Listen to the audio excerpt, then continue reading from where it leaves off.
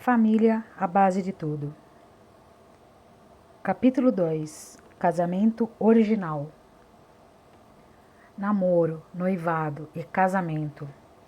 Vamos falar sobre 3 fases para entender como funciona um relacionamento. Estas fases são o namoro, o noivado e o casamento. A fase do namoro representa 5% do relacionamento. O noivado 15% e o casamento 80%. Logo, há um processo de funil e filtragem e a maioria das pessoas ignora isso. Talvez você seja casado e não teve essa compreensão. Então, foque naquilo que faz sentido hoje, o seu casamento. Namoro significa a fase do encantamento, quando você olha e quase morre quando vê a pessoa. Uma fase gostosa de ser vivida, mas que não deve consumir mais do que 5% da sua energia. Caso esteja namorando, essa informação resolverá vários problemas que esteja vivendo nessa fase e acelerará o processo. A fase do noivado é a fase que exige mais energia, porque põe a pessoa à prova. E a terceira fase, o casamento, é quando você vai se deleitar e desfrutar da sua escolha, que não tem volta. Algumas pessoas querem o melhor da vida de casado, com os privilégios da vida de solteiro. Isso é uma fuga emocional, um bloqueio. A orientação do apóstolo Paulo é para que, se alguém não quiser ter outras preocupações, que não se case. Não há problemas quanto a isso, mas se casar não deve voltar atrás. Seu namoro pode dar errado, seu noivado pode dar errado, mas o que não pode dar errado é o seu casamento. Quando você entende a energia de cada fase, nunca mais vai se desgastar com aquilo que não faz sentido. Não se aprende isso em casa, na escola, na igreja ou qualquer outro lugar. Se você está ciente de que a fase de namoro é apenas 5% do que representa o seu relacionamento, não empreenda mais do que isso nessa fase da vida, pois não faz sentido nenhum. No namoro, você deve sempre ficar com o pé atrás, porque é uma fase em que, às vezes, você tem um certo bloqueio emocional, e se a outra pessoa representar a cura daquilo na sua vida, é possível que você ache que ela é tudo e, na verdade, está arrumando um grande problema, mascarando seu bloqueio. Melhor é o fim do relacionamento do que o começo. Isso significa que a etapa que está terminando vai levar você a 2 caminhos, ou a próxima fase ou ao término. E quando é ao término, o nome disso passa a ser livramento. Não deu certo e você foi livre de carregar aquela relação ruim para o resto da sua vida. A outra perspectiva é quando dá certo, rumo a uma nova fase. O fim de um namoro pode ser um livramento ou o início de um noivado, e o fim de um noivado pode ser um livramento ou um casamento. Já o fim de um casamento pode ser por morte ou pelo repúdio, pois quando acontece uma traição, segundo a lei de Moisés, você tem o direito de pedir o divórcio e desfazer sua família. Se o seu nível de maturidade for baixo, é melhor repudiar mesmo, praticando assim a sua própria justiça. O outro fim para o casamento é a morte, que significa o início da vida eterna, visto que nós, cristãos, acreditamos que ela é o início de uma nova fase. E assim continuamos afirmando, como Salomão, que o fim é melhor do que o começo. Se você é casado, pode ser que precise tratar algumas coisas que ficaram pendentes na sua fase de namoro e noivado. Faça isso agora com o seu cônjuge. Recrutamento e seleção. A fase de recrutamento e seleção é aquela em que se gasta mais energia para depois passar a vida inteira poupando-a. Então, é preciso ser enjoado. Não que o outro tenha que ser perfeito, mas é preciso prestar atenção em tudo e achar um perfil como você deseja. Você que quer prosperar não deve se relacionar com pessoas que estejam fora do seu perfil e propósito. Princípio, valor e perfil. No recrutamento, a gente analisa o perfil. A primeira coisa que você deve analisar antes do perfil são os princípios e valores. Se o perfil agradar você, mas os princípios e valores não forem equivalentes, isso vai resultar em problemas no seu casamento e na sua família. Quem sabe o verdadeiro perfil é sua alma. Precisamos ser criteriosos porque nos empolgamos com a aparência, nos permitimos ser levados pela carência e não observamos o todo. Isso é realmente muito sério. Não se deixe levar pelas suas emoções, pela paixão, porque ela é passageira. A paixão dura 24 meses no máximo. 18 a 24 meses é química. Por isso, você que é casado há 10 anos e não é apaixonado, o que você faz? Usa o amor, pois ele é sentimento, atitude e decisão. Vou dar um código para você. Lembre-se de que é melhor o fim do que o começo e pegue esse código. O seu casamento depende da forma como você olha para o seu cônjuge. Depende do olhar. Se o seu filho é diferente daquilo que você planejou, não troque o olhar. Sempre queremos que nossos filhos pareçam com o que desejamos, mas continue olhando para ele com o olhar que Cristo olha para você. Eu quero desafiar você que está lendo a se proteger. Homens, sejam confiantes. Mulheres, sejam seguras no que vocês estão fazendo e juntem-se em unidade e linguagem, para que, juntando essas duas coisas, vocês ativem sua identidade e clarifiquem seus propósitos para tocar o terror na terra. Se você errou no recrutamento, vai precisar investir o triplo de energia no treinamento. Para recrutamento e seleção, não existe pessoa perfeita. Alguns fazem listas com pré-requisitos que consideram imprescindíveis e querem que todos sejam preenchidos. Isso não existe. Você deve analisar o que é importante e primordial, como os princípios e valores, para ver se estão dentro do que espera. Não se apegue a uma lista. Se a pessoa tiver um coração ensinável, já é muito.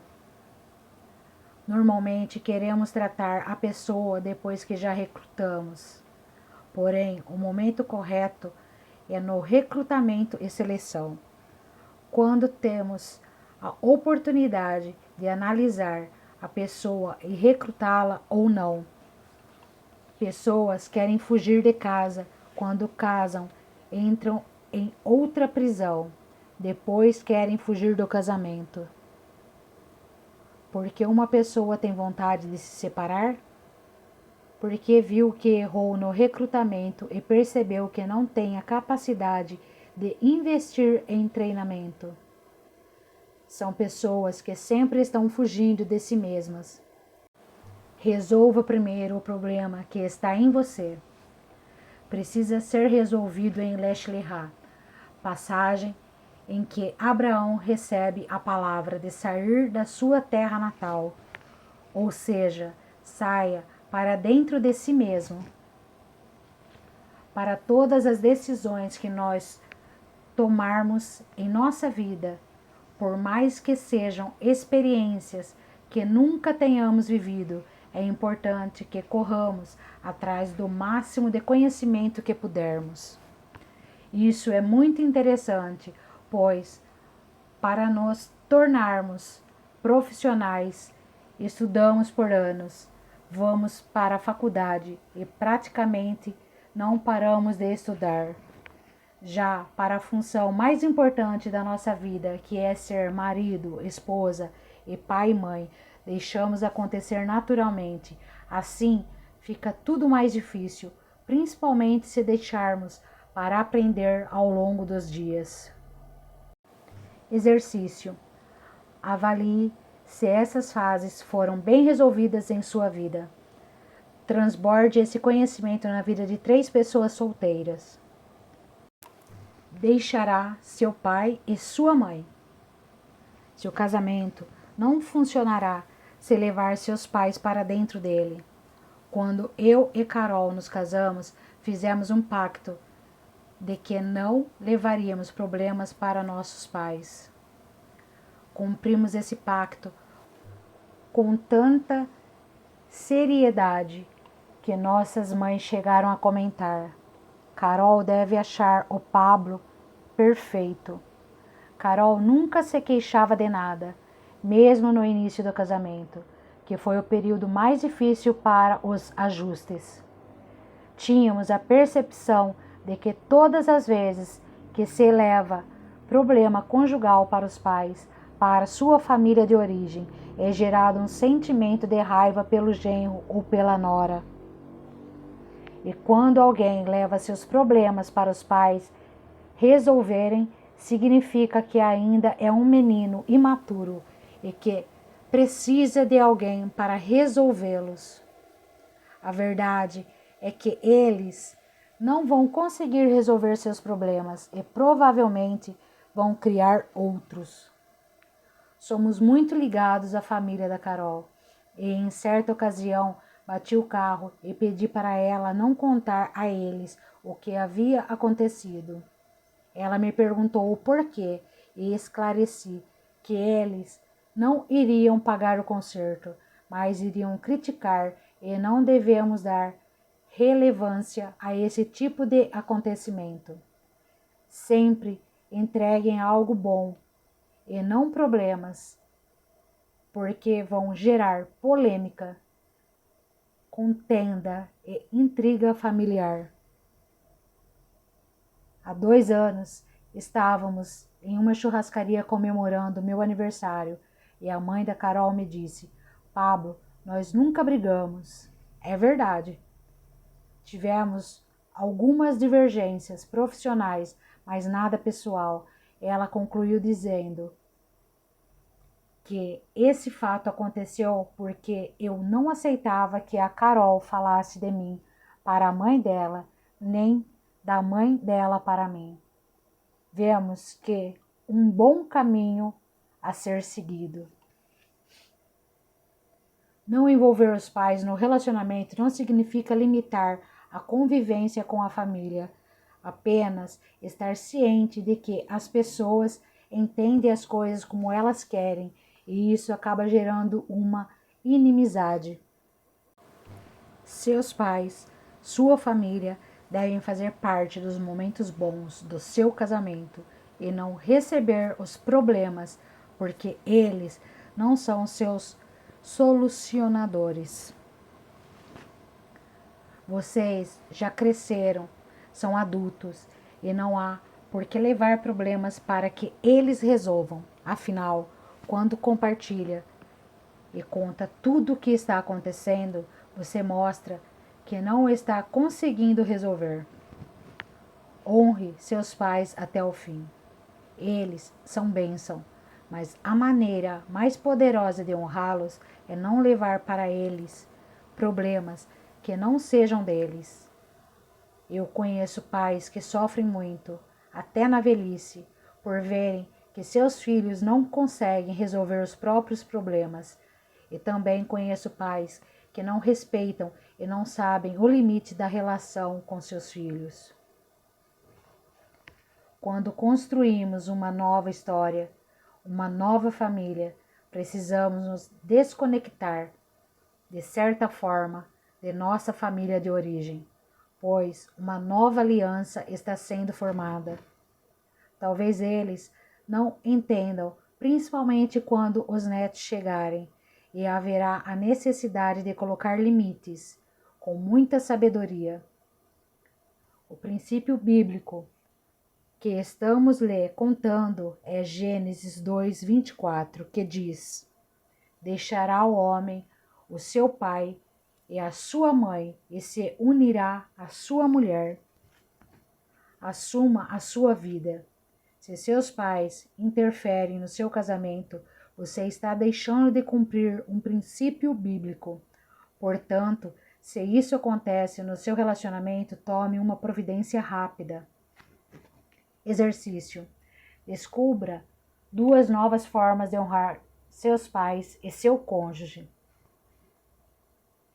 A aliança.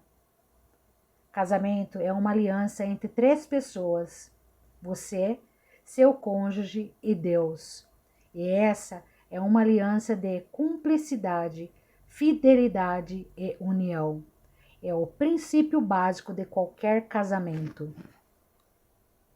A aliança que está no seu dedo não é uma aliança, é simplesmente um anel, um símbolo.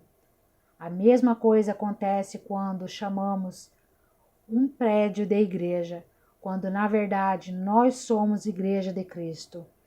Afinal, a igreja tem 2 pernas e não 4 paredes. A verdadeira aliança consiste em fidelidade, em guardar seus pensamentos, seu corpo e os seus melhores dias para o seu cônjuge. Dentro de um casamento, não devemos deixar ninguém entrar, nem sair, mesmo que seja sua família ou seus amigos. Ao desenharmos um triângulo, imagine que na ponta mais alta esteja a figura de Deus, e nas 2 bases estejam a esposa e o marido, um em cada ponta. Crie em sua mente a imagem de um triângulo se movimentando e diminuindo de tamanho. Se uma das bases vive distante de Deus, basta a outra ponta se aproximar de Deus para que o outro lado também se aproxime. Então, se você está em um casamento em que seu cônjuge está longe do Criador, a forma de aproximá-lo de Deus é você mesmo se aproximando. Eu e Carol sofremos muito em nosso casamento por andarmos muito agitados e querermos acelerar o tempo.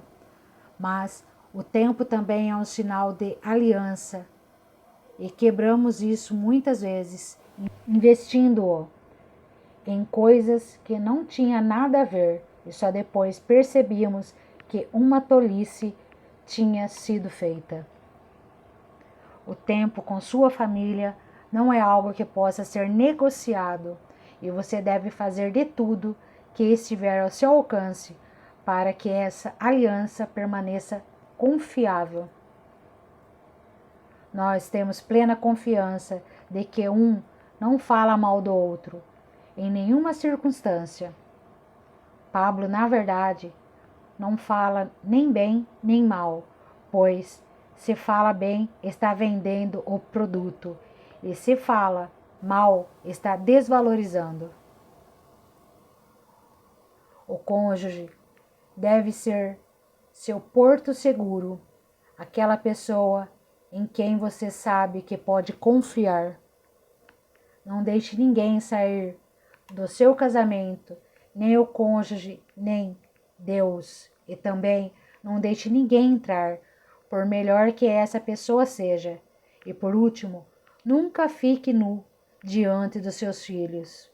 A nudez de vocês é algo que pertence ao casal, e isso faz parte da aliança que há entre os dois no pacto chamado casamento.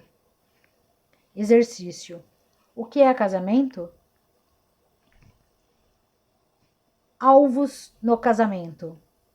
Muitas pessoas começaram o casamento com o pensamento equivocado, porque aprenderam errado.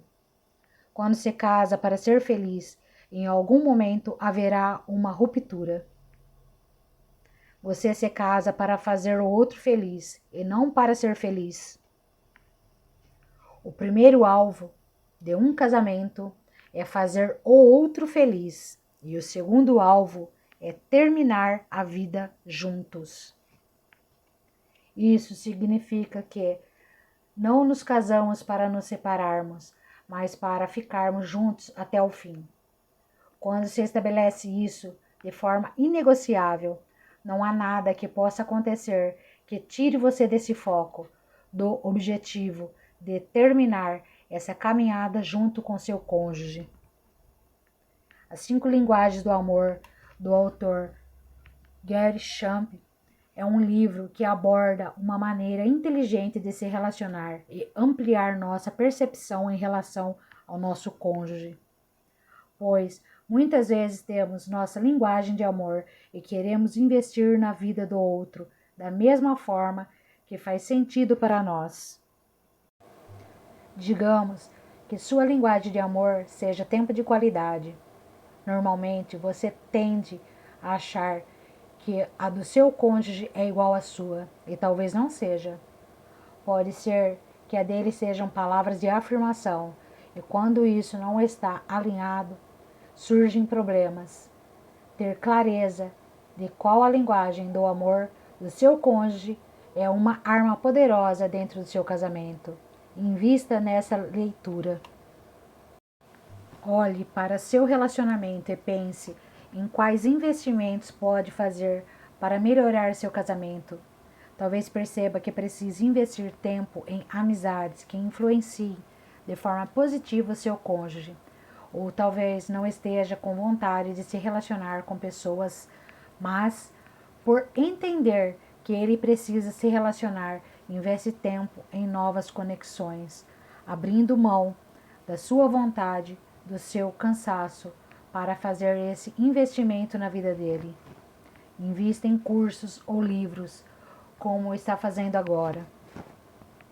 A oração e a intercessão também são investimentos poderosos, junto com a comunicação. Precisamos aprimorar a comunhão através do diálogo, pois nos envolvemos em tantas atividades em nosso dia a dia que esquecemos de dialogar, de sermos assertivos em nossa comunicação. Existem 3 comportamentos prejudiciais que nos impedem de alcançar o alvo no casamento. O primeiro deles é o egoísmo, pois quando casamos, buscamos os nossos próprios interesses. Não tem como dar certo. Em segundo lugar, a indiferença, quando estamos envolvidos no nosso ativismo, no nosso trabalho, e nem percebemos o quão indiferente estamos em relação às necessidades do outro. O último comportamento prejudicial para que se perca o alvo de vista é a desculpa de não ter tempo para o relacionamento, quando na verdade o problema é que você não o coloca como prioridade. A maior dificuldade do casamento contemporâneo é você se conhecer. As pessoas entram em um relacionamento ou casamento, querendo ser felizes, em busca de algo e normalmente colocam todas suas expectativas no outro. Você não olha para si mesmo para entender quem é. Eu sei que o casamento é maravilhoso, a unidade, o casal se tornando um. Mas se você não estiver bem consigo mesmo, não vai fazer bem para a relação. Exercício. Enquanto casal, como vocês gostariam de ser lembrados pelos filhos e netos? Autoridade e submissão. A primeira coisa que você precisa saber dentro do casamento, no assunto de autoridade e submissão, é que o marido não é funcionário da esposa, nem a esposa é funcionária do marido. No livro O Manifesto Comunista, de Karl Marx e Engels, você aprenderá uma coisa interessante, que o casamento é a primeira relação do proletariado. Eles são mentirosos e estão errados. Esse é o casamento que você aprendeu com seu pai ou com um marxista que não sabe nada sobre casamento, a moda antiga, e que não entende nada sobre o ministério e a instituição mais poderosa que existe, que é a família. Dentro de um ambiente corporativo, a hierarquia é vertical. No casamento, a hierarquia e a autoridade têm um sentido espiritual, por isso são horizontais. A submissão significa que a mulher vai atrás do marido. Nessa relação conjugal existe o marido, que é o cabeça, e a esposa, que é protegida por ele. É preciso entender essa relação de forma horizontal. O marido não é aquele que manda, e sim o que está indo à frente. O fato de homem ir à frente significa que ele vai morrer primeiro, que foi o que Jesus fez, dando sua própria vida por nós. A mulher precisa entender que esse é o papel do homem e isso ocorre porque ele é o mais forte. Na voz de um homem e de uma mulher, percebemos a diferença. A voz da mulher tem uma doçura natural e a do homem não. Pablo, meu marido tem autoridade sobre mim? Sim, a autoridade de um general, de um capitão de guerra ou do comandante de um navio, o que significa que ele fará de tudo, inclusive dar a sua própria vida pelas pessoas que estão atrás dele, ou seja, sua esposa e seus filhos. A autoridade é algo que vem do céu e poder é algo que está na terra. Você pode ser uma pessoa cheia do Espírito Santo de Deus, porém, dentro da sua casa não exerce poder porque ele não é conquistado, mas construído. O ponto de ligação acontece quando autoridade e poder se encontram. E para compreender o ponto de fusão entre eles dentro do seu casamento, é preciso entender que seu cônjuge não é seu funcionário e você não é patrão de ninguém. O homem é apenas aquela figura que morre primeiro para salvar os outros. Para que não haja dúvidas sobre o que estou falando, vou dar mais um exemplo. É como se, ao descer uma escada rolante, o homem fosse na frente para segurar as pessoas que vêm depois, caso alguém caia. E ao subir essa mesma escada, ele fosse por último, pois se alguém cair, Ele também estará lá para segurar. Para muitas mulheres isso é bem complicado, porque aprenderam de uma forma errada. Elas não suportam a ideia de que o homem seja autoridade e querem andar ao lado dele ou até mesmo na frente e gastam muita energia nisso. A mulher é livre para fazer o que quiser, mas se quiser ter uma vida leve, menos cansativa, como Deus programou para ela, vai precisar aceitar que o marido vá na frente, pagando o preço para que ela venha atrás, desfrutando e sendo protegida. A nossa geração demonstra muito que a mulher precisa crescer, trabalhar, lutar pelos seus direitos, e isso não está errado. Devemos mesmo. Porém, essa mulher deve saber voltar para casa e assumir o papel de ser mulher, se colocar no lugar de vulnerabilidade e se deixar ser cuidada pelo seu marido, cuidar de sua casa e dos seus filhos com zelo e doçura. Ao lerem esse conteúdo, algumas mulheres podem se questionar, já que alguns maridos não se comportam como deveriam. Mulher, assuma seu papel e seu marido vai assumir o dele com o tempo. Se passarem a conviver com pessoas que têm seus papéis bem definidos, ele vai aprender mais rapidamente. Se você é um homem ou uma mulher de oração, não tenha dúvidas de que essa mudança vai acontecer em algum momento. A submissão que Deus designou a Eva foi sobre o desejo dela para determinar que o homem iria na frente. Mulheres, não queiram assumir a responsabilidade de ir na frente. Sejam modernas, porém à moda antiga. Olhando para nós, talvez vocês não digam, mas somos extremamente conservadores, pautados nosso casamento em princípios, não em regras de uma sociedade. Existem dois tipos de autoridade, a absoluta e a relativa. Quando se é uma criança, seu pai tem autoridade absoluta sobre você.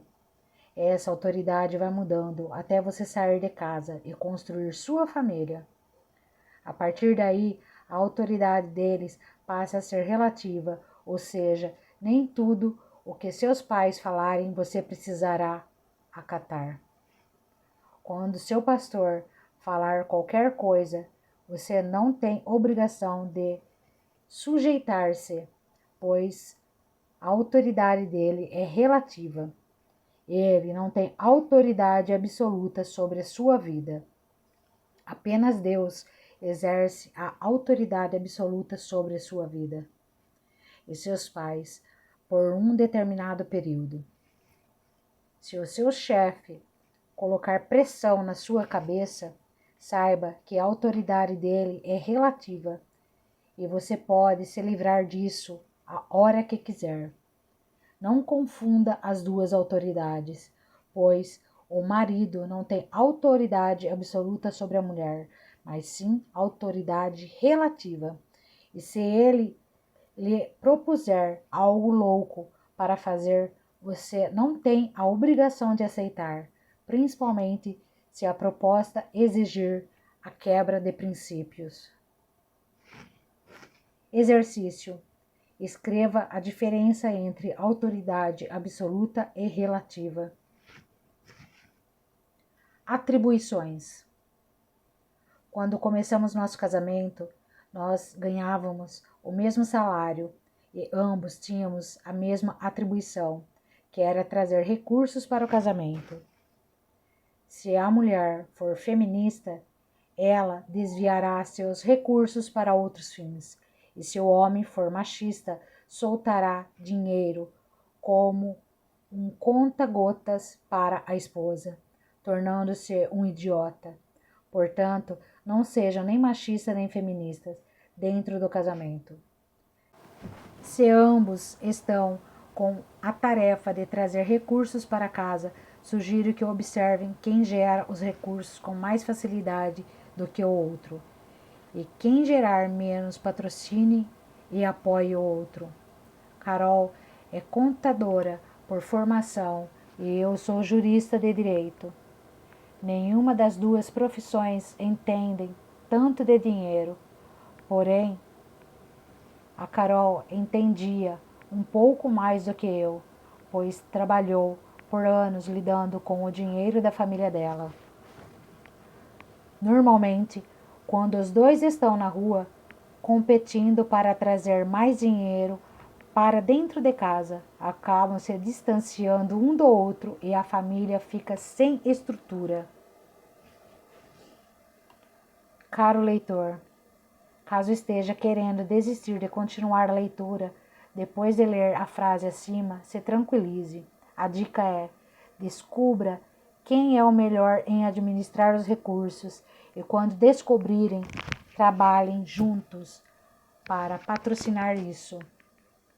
Por muitos anos, Carol cuidou das finanças da família. Eu gerava os recursos e ela administrava, porque tinha mais facilidade com os números. Agora colocamos uma pessoa para cuidar, devido às atribuições dela com o nosso filho pequeno.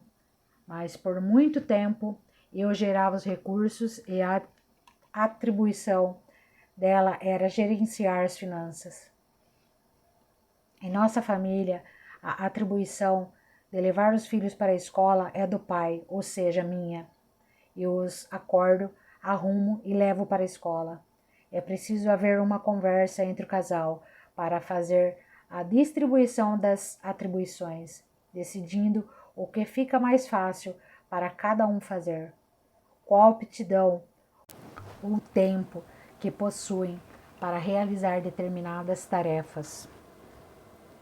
Nós temos um casal em nossa família em que a esposa é muito boa com o controle financeiro e o marido é completamente perdido nessa área. Então eles combinaram que ela cuidaria das finanças da família. Eles trabalham juntos e toda vez que ele precisa de algum dinheiro, pede a ela. E isso não é desonroso, porque foi a forma que eles encontraram para gerir os recursos da família. Foi algo conversado e definido, pois estar sob a gerência dele era um grande risco para a família. Quando nos casamos, tivemos alguns conflitos pela falta de acordo sobre as atribuições da casa. Culturalmente, as mulheres carregam algumas atribuições como, por exemplo, cuidar da casa, e Pablo queria dar opinião em tudo, até escolher as almofadas da sala, o que acarretava muitas brigas entre nós. Não é que ele não pudesse dar opinião, mas a decisão final seria minha e ele não entendia.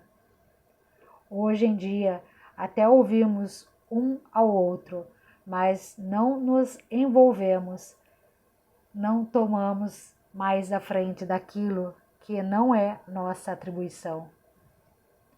Assim como uma criança, o seu casamento vai precisar de uma rotina, à medida que o tempo for passando e ele for amadurecendo.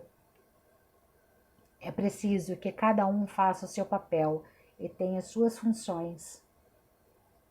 Reconheçam qual é a aptidão ou as aptidões de cada um e dividem as atribuições. Exercício. Homem, escreva 7 atribuições que sejam exclusivas do marido. Mulher, escreva 7 atribuições que sejam exclusivas da esposa.